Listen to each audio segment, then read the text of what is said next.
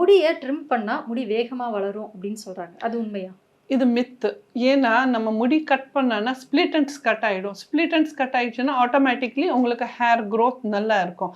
ஆனால் hair growth, hair thickness அது எல்லாம் it runs in the family.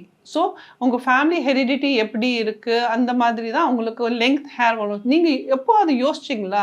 சில பேஷண்ட்ஸு இன்னும் வேணும்னா எல்லாம் காஸ்ட்லி ப்ராடக்ட்ஸ், காஸ்ட்லி ஆயில்ஸ் எல்லாம் போடுவாங்க. அப்போது தான் அப்போவும் அவங்க ஹேர் ஷோல்டர் லெங்க் தான் இருக்கும். சில பேஷண்ட்ஸ் ஒன்றுமே இல்லை, சும்மா ஒரு அலோவேரா போட்டானாவும் அவங்க லெங்க் அப்படியே லாங் ஆகிடும். ஏன்னா இது genes, it is regulated by the genes.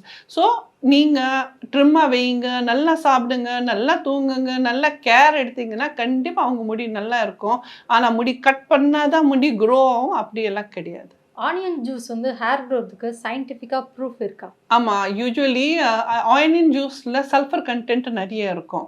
So sulphur content ஹேருக்கு நல்லது, அதில் பிளட் சர்க்குலேஷன் இன்க்ரீஸ் ஆகும் அண்ட் ஹேர் க்ரோத்தும் நல்லா இருக்கும். ஆனால் சில பேருக்கு சல்ஃபர் அலர்ஜி ஏதாவது இருந்துச்சுன்னா அவங்களுக்கு இச்சி ஸ்கேல்ப் வரும், ஸ்கேல்ப் இரிட்டேஷன்ஸ் வரும். ஸோ நீங்கள் என்ன பண்ணாலும் உங்கள் ஸ்கேல்ப்பு உங்கள் உடம்பு பார்த்துட்டு தான் பண்ணணும். எல்லாத்துக்கும் எல்லாம் நல்லது அப்படி கிடையாது. சில பேருக்கு நல்லா இருக்கலாம், சில பேருக்கு நல்லா இருக்காது. பட் நீங்கள் கேர் எடுத்துகிட்டு உங்களுக்கு இன்னும் ஒத்துக்குது, உங்கள் உடம்புக்கு இன்னும் நல்லது, அதை எடுத்தீங்கன்னா கண்டிப்பாக பெட்டர் ரிசல்ட்ஸ் இருக்கும்.